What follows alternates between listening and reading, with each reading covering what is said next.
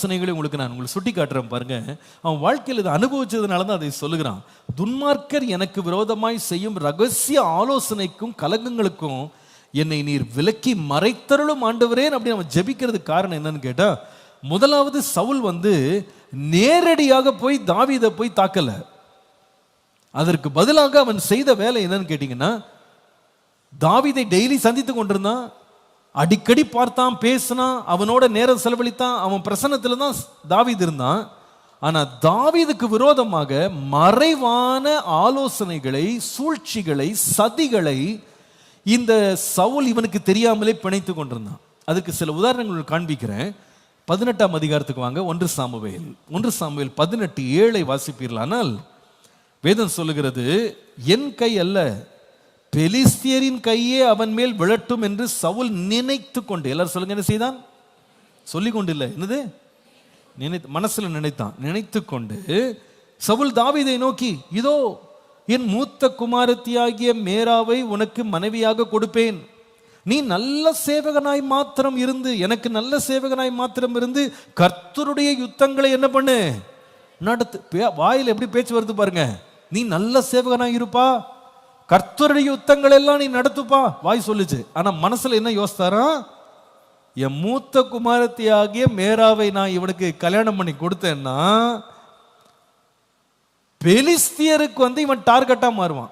ஓ, இவன் தான் இப்ப ராஜாவுடைய மருமகனாவே மாறிட்டானா அப்படின்னு பெலிஸ்தியர் இவன் மேல டார்கெட் பண்ணி இவனை கொன்று போடுவாங்க. நான் கொல்ல வேண்டியதில்லை, அவங்ககிட்டே அவன் சாகட்டும். அப்ப இவர் பாருங்க, கல்யாணத்தையே என்னவா மாத்துறாரு, பிளாட்டா மாத்துறாரு. இவர் கல்யாணத்தை வச்சு பிளாட் பண்ணலான்னு ஒரு ரகசியம். ஆனா வா என்ன தேன் ஒழுக பேசிச்சு பாருங்க. இது முதல் ரகசிய ஆலோசனை. இன்னும் நான் உங்களுக்கு காண்பிப்பேன். அதே 18ஆம் அதிகாரம் 20-22 இங்க பாத்தீங்கன்னா, இந்த மேராவை ஒரு திருமணம் பண்ணி கொடுக்கல, தன்னுடைய படைத்தளபதிக்கு ஒருத்தருக்கு திருமணம் பண்ணி கொடுத்துட்டான். ஆனால் இப்ப அவன் கேள்விப்படுகிறான், தன் மகளாகிய மீகாள் தாவீதை நேசிக்கிறாள்னு கேள்விப்பட்ட உடனே இவனுக்கு ரொம்ப சந்தோஷமாயிட்டானா. எப்படி? தான் பொண்ண தாவீது நேசிக்கிறான் அப்படின்னு இவருக்கு என்ன ஆயிடுச்சு? ஆக்சுவலா அவர் யாரு? உண்மை என்னன்னா காய்மகாரமா பார்த்துட்டு இருக்கான், இவனை காலி பண்ணணும்னு நினைச்சிட்டு இருக்கான். ஏங்க, நம்ம ஒரு ஆளை பகைக்கும் போது நம்மளுக்கு ஒருத்தரை பிடிக்கலன்னா, பிடிக்காதவன் உங்க பொண்ணை விரும்புறான்னா நீங்க விடுவீங்களா? விடுவீங்க? வெரைட்டி துரத்த மாட்டீங்க. ஆனா இவனுக்கு ஒரே சந்தோஷம் ஆயிடுச்சான், தான் மகளை நேசிக்கிறான சந்தோஷம். எதுக்காக சந்தோஷம் அப்படின்னா 21 வசனம் பாருங்க, இங்கதான் பிளாட்டே இருக்கு. அவர் சொல்றாரு, அவள் அவனுக்கு கண்ணியா இருக்கவும் பெலிஸ்தியரின் கை அவன் மேல் விழவும் அவளை அவனுக்கு கொடுப்பேன். எங்க, தம் பொண்ணு விதவையாக போகுதுன்னு கூட அவனுக்கு கவலை இல்லை. தம் பொண்ணுடைய வாழ்க்கை நாசமாகுதுன்னா கவலை இல்லைங்க. பொண்ணை கொடுக்கறதுக்கு ரெடியா இருக்கானா. எதுக்குன்னு கேட்டா, இப்படி பொண்ணை கொடுத்தா பெலிஸ்தியர் கண் இவன் மேல பட்டுரும் அப்படின்னு சொல்லி இவன் உடனே என்ன சொல்லுகிறான், 2ஆம் குமாரத்தினால் எனக்கு நீ மருமகன் ஆவாயின்னு சொல்லிட்டு இதை தாவீதுக்கே சொல்லிட்டான். அப்பா, நீ தான் என் மருமகன் ஆவா, ஃபர்ஸ்ட் பொண்ணை கொடுக்கணும்னு நினைச்சேன், ஆனா கொடுக்கல, மிஸ் ஆயிடுச்சு. இப்ப 2வது பொண்ணு என்ன பண்றான், உனக்கு கொடுக்குறேன். தாவீது உடனே உருக பேசுறாரு, ஐயோ நான் மருமகனா இருக்கலாம், நான் தகுதியே கிடையாது, என் வீடு தகுதி இல்லைன்னு இவர் உருகிறாரு. இவருக்கு ரொம்ப சங்கடம் ஆயிடுச்சு. என்னடா ராஜா பொண்ணெல்லாம் கொடுக்குறேன்றாரு, அவர் வாயாலேயே சொல்றாருன்னு இவன் ரொம்ப உருகிட்டான் பாருங்க. 21ஆம் வசனத்துல 22ஆம் வசனத்துல சவுல் உடனே தான் ஊழியக்காரரை பார்த்து சொல்லுகிறான், தாவீதோட ரகசியமா பேசுங்க, ராஜா உன்மேல், அந்த வசனத்தை வாசிக்கலாம், என்ன அழகா இருக்கு பாரு, ராஜா உன்மேல் பிரியமா இருக்கிறார், அவருடைய ஊழியக்கார் எல்லாரும் உம்மை நேசிக்கிறார்கள், நீ ராஜாவுக்கு மருமகனானால் நலம் என்று சொல்லுங்கள் இவர் சொல்லி விடுறாரு. இவர் நேரா சொன்னது மாத்திரம் இல்லை, நேரா மருமகன்ட்ட, வருங்கால மருமகன்ட்ட இவர் பேசுறாரு, எப்பா என் பொண்ணை கொடுக்குறான்பான்னு. இதான் வேணான்னு சொல்லிட்டு போறான்ட்டு ஆள் வர அனுப்புறாரு, ராஜாவுடைய பொண்ணை கட்டிக்கோ அப்படின்னு கன்வின்ஸ் பண்றதுக்கு ஒரு ஆள் அனுப்புறாரு. தாவீது உடனே, அப்பா என்ன இப்படிலாம் ராஜா நம்ம பின்னாலே வராரு அப்படின்னு இவர் உருகிட்டு இருக்கும்போது 25ஆம் வசனத்துல பாருங்க, இங்க அங்கதான் கொக்கி இருக்கு. என்ன அங்க கண்ணி அப்படின்னு பார்த்தா, ராஜா சொல்லுகிறானா, ராஜா பரிசத்தை விரும்பல. பரிசம்னா டௌரி. இது என்ன பாஸ்டர்னு கேட்டா, இந்த காலத்துல நம்ம ஊர்லலாம் பெண்கள் தான் என்ன பண்றாங்க, ஆண்களுக்கு டௌரி கொடுக்குறாங்கன்னு இந்தியாவில் ஒரு கலாச்சாரம் ஒன்று இருக்கு. அது நல்ல கலாச்சாரம் இல்லை, அது பொல்லாத கலாச்சாரம். அதனால பாஸ்டர் சர்ச்சில் போய் சொல்லிட்டாரு டௌரின்னு, அப்படின்னு நினச்சிடாதீங்க. இது நல்ல கலாச்சாரம் கிடையாது, இது மோசமான ஒரு கலாச்சாரம். ஆனால் அந்த காலத்தில் வந்து பெண்கள் வந்து ஆண்களுக்கு கொடுக்கல, ஆண்கள் தான் என்ன பண்ணாங்க. ஆமாம், இந்த வழக்கம் இந்தியாவினுடைய நார்த் ஈஸ்டில் இன்றைக்கும் வழக்கமாக இருக்குது, சைனாவில் அதான் வழக்கமாக இருக்குது. ஆண்கள் வேலை செய்து காசு கொடுத்து தான் பொண்ணை வாங்கிட்டு போகணும். எப்படி இருந்தால் அவ்வளோ நல்லா இருக்கும் ஆண்டவரேன்னு சில பேர் யோசிக்கிறான். ஆமாம், இன்றைக்கு வரைக்கும் அது வழக்கத்தில் இருக்குது. ஆப்பிரிக்காவில் நிறைய ட்ரைப்ஸில் வந்து இன்றைக்கு வரைக்கும் ஒரு பெண்ணை வந்து நீங்கள் திருமணம் பண்ணணும்னா பல மாடுகளை சம்பாரித்து அந்த மாமனார் வீட்டுக்கு மாடெல்லாம் கொடுத்து, இந்த பொண்ணு இந்த வீட்டில் எவ்வளோ வேலை செய்யுது, இவ்வளோ கஷ்டப்படுது, உங்கள் வீட்டுக்கு ரொம்ப பிரயோஜனமாக இருக்குது, இந்த வேலை செய்கிற பொண்ணை நான் வந்து கூட்டு போகிறேன், அதனால் அதுக்கு பதிலாக அப்போ 10 மாடு 20 மாடு 50 மாடு நான் சம்பாரித்து கொண்டு வந்து கொடுத்துட்டு இந்த பொண்ணை நான் கொண்டு போகிறேன்னு இன்னைக்கு வரைக்கும் வழக்கத்தில் வச்சுருக்குறாங்க நிறைய கலாச்சாரங்களில். சரி, அன்றைக்கு அந்த கலாச்சாரம் இருந்திருக்கு. அப்போ பொண்ணை கட்டணும்னா பையன் என்ன பண்ணணும், சம்பாரித்து கொடுக்கணும். இங்கே இருக்க சகோதரர்கள் சில பேர், நல்ல வேலை ஆண்டவரே நான் இஸ்ரவேலில் பிறக்கலை, இந்தியாவில் பிறந்தேன் அப்படின்னு நினைக்கிறீங்களோ என்னமோ தெரியல. தெரியும், அது வேணாம், அந்த சப்ஜெக்டில் போக வேணாம். பட் அன்றைக்கு அந்த ஒரு வழக்கம், ஆண்கள் கொடுக்கணும். அப்போ இவர் என்ன கேட்குறாருன்னா, என் பெண்ணை நான் கொடுக்கணும், எல்லாம் பேச்சுவார்த்தைலாம் முடிஞ்சிருச்சு, இப்போ டவுரி பேச்சு வருது, எவ்வளோ கொடுப்ப அப்படின்னு கேட்டால் அவர் என்ன சொல்ல வராருன்னு கேட்டால், நீ என்னுடைய 2வது பெண்ணாகிய மீகாலை நீ திருமணம் பண்ணணும்னா வேற ஒன்றும் செய்ய வேணாம், நீ என்ன செய்யணும்னா 100 பெலிஸ்தியரை நீ கொண்டுட்டு வரணும். 100 Philistines, 100 பெலிஸ்தியரை நீ கொன்று விட்டு வரணும். கடைசி பகுதி பாருங்க, 25ஆம் வசனம் கடைசி பகுதி, தாவீதை பெலிஸ்தியரின் கையினால் விழப்பண்ணுவதே சவுலுடைய எண்ணமாக இருந்தது. இவ்வளவு திட்டம் போட்டு இவர் கேட்குற டவுரி 100 பேர் கொன்னா போதும். இவருக்கு 100 பெலிஸ்தியர்கள் கொல்லப்படுறது முக்கியம் இல்லையா, இப்படி கொல்ல இவன் புறப்பட்டு போகும்போது எப்படியாவது இவன் சாக மாட்டானா. என்னங்க இது, என்ன பயங்கரமான ஒரு வன்மம் பார்த்தீங்களா உள்ள. என்ன தாவீதும் பாருங்க வெகுளியா, இந்த மாதிரி சூழ்ச்சி தனக்கு இருக்குன்னே தெரியாம இவர் போயிட்டு 100 பெலிஸ்தியர்களை மடங்கடிச்சு அவர் வந்து பரிசத்தை கொண்டு கொடுக்கிறாரு. இந்த சூழ்ச்சிகள் தனக்கு விரோதமாய் செய்யப்பட்டதுன்னு தெரியல. 1 சாமுவேல் 19 அதிகாரம் 11ஆம் வசனம் பாருங்க. இது வந்து கல்யாணத்துக்கு முன்னால் நடந்தது, இவ்வளவு நேரம் பேசணும். இப்ப கல்யாணம் ஆயிடுச்சு. இப்ப மீகாளை இவன் திருமணம் செய்து கொண்டான், குடும்பமா 2 பேர் வாழ்றாங்க. இப்ப நடக்கிறத பாருங்க. 11ஆம் வசனத்துல வேதம் சொல்லுகிறது, தாவீதை காவல் பண்ணி மறுநாள் காலமே அவனை கொன்று போடும்படிக்கு சவுல் அவன் வீட்டிற்கு சேவகரை அனுப்பினான். இதை தாவீதுக்கு அவன் மனைவியாகிய மீகாள் அறிவித்து, நீர் இன்று ராத்திரிலே உம்முடைய பிராணனை தப்பித்து கொள்ளாவிட்டால் நாளைக்கு நீர் கொன்று போடப்படுவீர் என்று சொன்னாலாம். அந்த மாதிரி நியூஸ் வந்திருக்கு.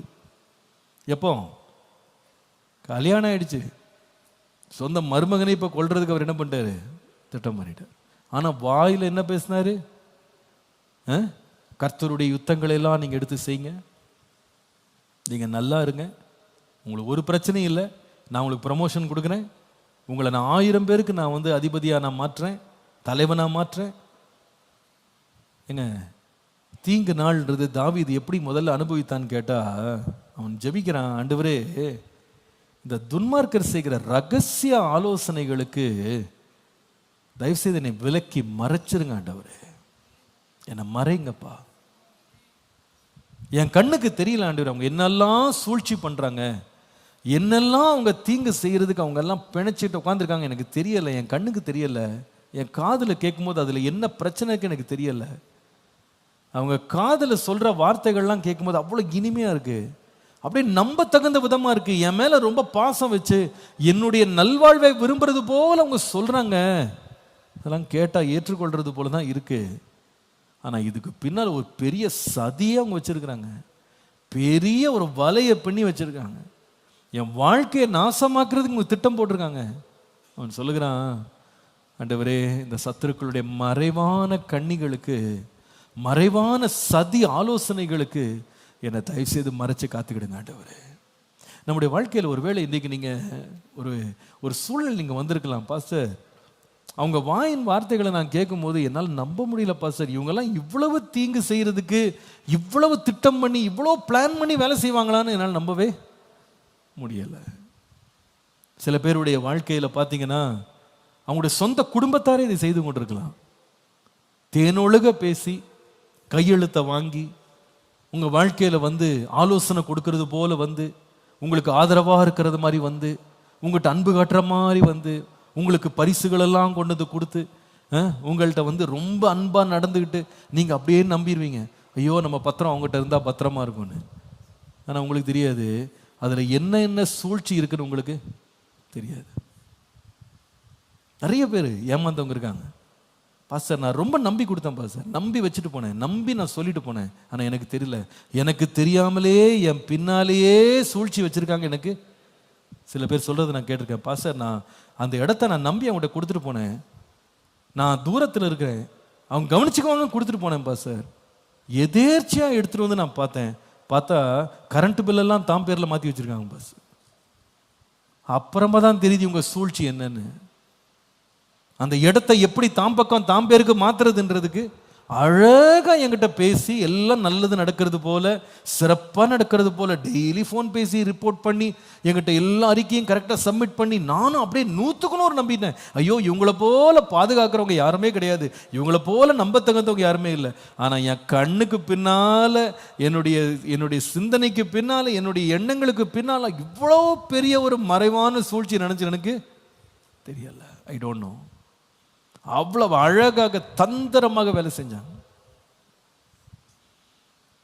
சில பேர் திருமணத்துக்காக ஐயோ அவங்க கொடுக்கிற வாக்குறுதிகள், பேச்சுக்கள், அவங்க கொடுக்கிற வார்த்தைகள்லாம் பார்த்தீங்கன்னா உன்னை அப்படி வைப்பேன். சில பேர் கர்த்தர் உன்னை எனக்கு தரிசனத்தில் காமிச்சாரு, நீதான் என் தரிசனத்தில் வந்த வருங்கால மருமகள்னு கர்த்தர் என்கிட்ட தரிசனத்தில் உன் பேரை சொல்லி என்ன பண்ணாரு, என்கிட்ட வெளிப்படுத்தினார். நான் உங்களுக்கு அன்பா சொல்றேன், நான் பார்த்த அனுபவத்தில் எந்த சகோதரி ஆகிலும் தாய் ஆகிலும் வந்து உங்ககிட்ட வந்து உன்னை கர்த்தர் எங்கிட்ட தரிசனத்தில் காட்டினார்னாலே அது பெரிய ரெட் ஃபிளாக், அது ஒரு பெரிய ரெட் லைட். அதை தயவுசெய்து நம்பாதீங்க.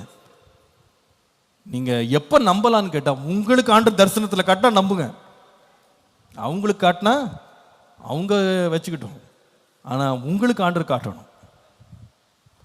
உங்களுக்கு காட்டாம யாருக்கோ காட்டினாங்கன்னு சொல்லி நீங்க என்ன பண்ண வேணாம், அதை நம்ப வேண்டாம், ஏமாந்து போகாதீங்க. ஐயோ என்ன போய் ஆண்டவர் தரிசனத்தை காட்டினாரா, நம்மெல்லாம் தரிசனத்தில் வர்றோமோ இவங்க அப்படியே மிதப்புல போயிடுறாங்க. நம்ம தகுதி இல்லாத நம்மளெல்லாம் கடவுள் யார் யாருக்கோ காட்டியிருக்காரே, அதுவே போதும் உங்களை ஃப்ளோர் பண்றதுக்கு, உங்களை மொத்தமாக விழுங்குறதுக்கு அது ஒரு வார்த்தை போதும். அதுக்கு பின்னாடி என்ன சூழ்ச்சி இருக்குன்னு உங்களுக்கு தெரியாது. அதுக்கப்புறமா வீட்டுக்குள்ள போய் நுழைஞ்சு பார்த்தா தெரியும், அந்த வீட்டில் கர்த்தரும் இல்லை, கர்த்தர் சமூகமும் இல்லை, ஒரு ஜபமும் கிடையாது, வேத வாசிப்பு கிடையாது, எந்த நேரமும் அங்கே சினிமா தான் ஓடிக்கிட்டு இருக்கு. கடைசியில் பார்த்தா கர்த்தர் தரிசனம் கொடுக்கல, சினிமாவில் பார்த்த ஒரு பெண்ணை போல நீங்க இருக்கிறீங்க போல இருக்கு. அந்த தரிசனத்தை பார்த்து கர்த்தர் காமிச்சாருன்னு என்ன பண்றது, அருமையா பேசி அப்படியே அவர்களை வசியப்படுத்து. தாவீது சொல்றாரு, இந்த சவுல் என்னெல்லாம் என்கிட்ட பேசினார் தெரியுமா, எங்க அப்பாட்ட ஆரம்பிச்சு விட்டாரு, இந்த பையன் இங்கே இருக்கட்டும்ங்க, ரொம்ப எனக்கு பிடிச்சிருக்கு இந்த பையனை, நான் விடவே மாட்டேன், அவன் என் கூடயே இருக்கட்டும்ங்க, அவன் என் கண்ணில் அவனுக்கு தயவு கிடைச்சிருச்சுங்க, ரொம்ப நல்ல பையங்க, அவன் என் கூடயே இருக்கட்டும்ங்க. ஆள் அனுப்பி ராஜா அவன் மேல பிரியமா இருக்கிறார், ஊழியக்காரெல்லாம் பிரியமா இருக்கிறாங்க, நீதான் மருமகன்னு ராஜா சொல்றாரு. தாவீது நினைச்சாரப்பா என்ன அன்பு நம்ம மேல வந்திருக்கு. கடைசியில பார்த்தா திட்டமே வேற. ஆனா எனக்கு ரொம்ப ஆச்சரியம் என்னன்னா, அதிகாரம் நிறைந்த இந்த சவுல் அவ்வளவு அறிவார்த்தமா திட்டம் பண்ணான் இந்த தாவீதை காலி பண்றது. கொன்று போடுவேன் என்று மனசுக்குள்ள நினைச்சான், வாயில சொல்லல. ஆனா நம்முடைய தேவன் யார் தெரியுமா, அந்த அக்கிரமக்காரருடைய ரகசிய ஆலோசனையிலிருந்து கர்த்தர் அவனை மறைத்து காத்தார். ஹல்லேலூயா. இன்றைக்கு அதை விசுவாசிங்க. தாவீதை கர்த்தர் எப்படி இந்த தீங்கு நாள்ல வந்த அந்த ரகசிய ஆலோசனைகள்ல இருந்து கர்த்தர் தாவீதை காப்பாற்றினாரோ, அதே போல கர்த்தர் இன்றைக்கு நம்மையும் காக்க வல்லவர். எத்தனை பேர் விசுவாசிக்கிறீங்க? எனக்கு விரோதமாய் ஒரு பாளையமே இறங்கலாம், ஆனால் நான் பயப்பட மாட்டேன், ஏனென்றால் கர்த்தர் என்னை காக்கிறவர். ஹல்லேலூயா. என் கால்கள் வழுவாதபடி என்னை காக்கிறவர். சில பேர் இங்க சொல்லலாம், பாஸ்டர் நான் உயிரோடு இருக்கிறேன்னா அது உண்மையாவே தேவனுடைய கிருபை. கர்த்தரனை காக்காம இருந்திருந்தா இப்படிப்பட்ட ரகசிய ஆலோசனைகளுக்கு நான் சிக்கி இருப்பேன். இன்றைக்கு நான் உயிரோடு இந்த இடத்துல இருக்க மாட்டேன். கர்த்தரனை ஜீவனோடு தப்புவித்தார். ஹல்லேலூயா. சில வேளைகளில் நம்ம வேலை ஸ்தலங்களில் கூட இந்த மாதிரி ரகசிய ஆலோசனைகளை சில பேர் பின்னால இருந்து செய்வாங்க. வாயில பேசும்போது ஐயோ ஹவ் ஆர் யூ, காலைல வாழ்த்தெல்லாம் பயங்கரமா இருக்கும், குட் மார்னிங் ரொம்ப பலமா இருக்கும், விசாரிப்பு ரொம்ப பலமா இருக்கும். நம்ம நினைப்போம், அப்பா அந்த ஆபீஸ்லயே இவங்க தான் நமக்கு எப்படி இருக்காங்க, ரொம்ப பாசமா இருக்காங்க, யாருமே நம்மளை கண்டுக்கிட மாட்டேங்கிறாங்க, எல்லாம் உம்முன்னு போறாங்க, இவங்க தான் சிரிச்ச முகத்தோட வரவேற்கிறாங்கன்னு நினைச்சிட்டு இருப்போம். கொஞ்ச நாள் கழிச்சு தான் கேள்விப்படுவோம், நம்மளை பற்றி பொல்லாப்பான இமெயில் போட்டதே இந்த ஆள் தான், மொட்டை கடிதம் எழுதுனதே இதுதான், எல்லாம் கண்டுபிடிப்போம். நமக்கு தெரியாது. நம்ம சிரிப்பை பார்த்து அப்படியே மயங்கிடுவோம், நம்ம பேச்சை கேட்டு மயங்கிடுவோம், நம்ம ஆழ பார்த்து அவங்களுடைய நடவடிக்கைகளை பார்த்து அப்படியே விழுந்துருவோம். ஐயோ என்ன அன்பு கிடைக்குது.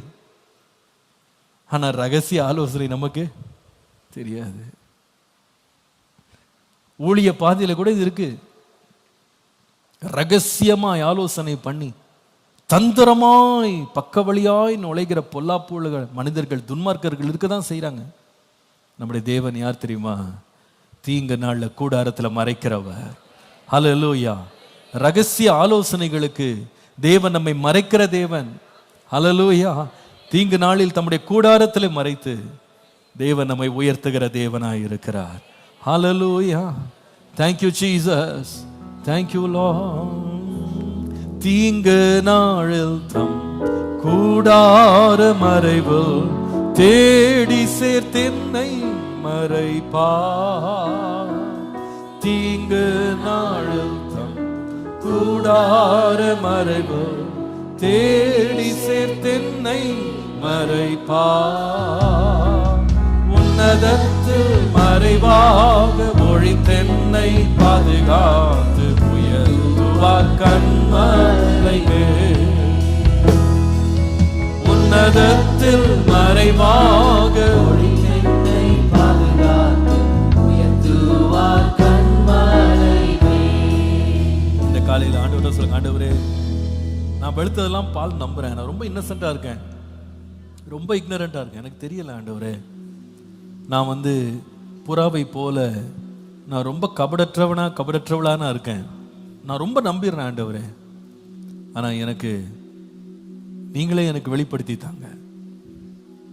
இப்படிப்பட்ட ரகசிய ஆலோசனைகள் செய்து என்னை தீங்குக்குள்ளாக்க துன்மார்க்கர் எடுக்கும் எல்லா ரகசிய ஆலோசனைகளுக்கும் என்னை மறைத்து கொள்ள ஆண்டவரே. எத்தனை பேர் வாஞ்சிக்கிறீங்க? இந்த பாடலை உண்மையா ஒரு ஜபமாக கரங்களை உயர்த்தி பாடுவோம். தீங்கு நாளில் தம் கூடார மறைவு தேடி சேர்த்தென்னை மறைப்பார். தீங்கு நாளில் தம் கூடார மறைவு தேடி சேர்த்தென்னை மறைப்பார். உன்னதத்து மறைவாக ஒழித்தென்னை பாதுகாத்து உயர்த்துவார். Thank you Lord. என்னை உன்னதத்தில் மறைவாக ஒழித்தென்னை பாதுகாத்து உயர்த்துவார் கண்மலையே. காலையும் மாலையும் எவ்வேளையும் கர்த்தரை கல்துடன் பாடிடுவே. கர்த்தர் தாவீதை மறைத்தார். முதலாவது எங்கிலிருந்து மறைத்தார்னு கேட்டா, the secret plots of Saul. தாவீதினுடைய மறைவான அல்லது ரகசியமான ஆலோசனைகளுக்கு, சூழ்ச்சிகளுக்கு தேவன் இந்த தாவீதை மறைத்து உயர்த்தினார். அல்லேலூயா. இரண்டாவது, எப்படிப்பட்ட இடத்துல கர்த்தர் மறைத்தார் பாருங்க. தாவீதே அதை சொல்லுகிறார். 31ஆம் சங்கீதம் 20ஆம் வசனம் இங்கே சொல்லுகிறார், மனுஷருடைய அகங்காரத்திற்கு அவர்களை உமது சமூகத்தின் மறைவிலே மறைத்து நாவுகளின் சண்டைக்கு அவர்களை விலக்கி உமது கூடாரத்திலே ஒழித்து வைத்து காப்பாற்றுகிறேன். அதிலே ஒரு வார்த்தையை நான் முக்கியப்படுத்துறேன். இந்த மனுஷனுடைய அகங்காரத்தின் வெளிப்பாடு என்ன அப்படின்னு கேட்டா, அந்த வசனத்தின் 2வது போய் சொல்லுகிறது, நாவுகளின் சண்டைக்கு, எல்லாரும் சொல்லுங்க என்னது அது? நாவுகளின் சண்டைக்கு அவர்களை விலக்குகிறார். சமூகத்தின் மறைவில் அதை மறைக்கிறார். தாவீதின் வாழ்க்கை நீங்க பார்க்கும்போது, ஆண்டவரே இப்படி கூடார மறைவில் என்னை மறைக்கிறீங்க அப்படின்றாரு. அவருடைய அனுபவத்திலிருந்து அவர் எழுதுகிற சங்கீதங்களை படிக்கும்போது கர்த்தர் எதுல 2வது அவரை மறைத்தார் அப்படின்னு கேட்டா, number 2, God hid David from the striving proclamations of King Saul.